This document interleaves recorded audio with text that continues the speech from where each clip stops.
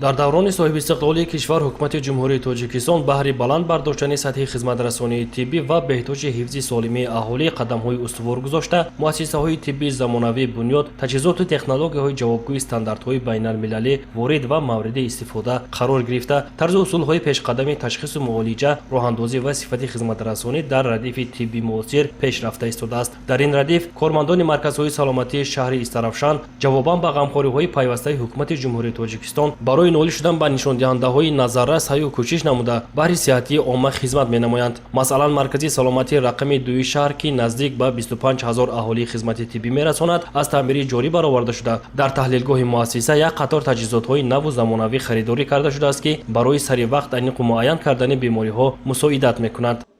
ташхисҳои ултрасадоӣ, сабти барқии дил, таҷҳизотҳои ифа барои ташхисгузории бемории гепатит харидорӣ карда шуд ки ҳоло мо барои нигоҳ доштани саломатии аҳолӣ истифода бурда истодаем. Дар соли 2020 маъмурияти кӯмаки аввалини тиббии шаҳри Истарафшан тасмим гирифтаем ки яъне таъмири хушсифати дохили бинои маркази саломатӣ гузаронда шавад.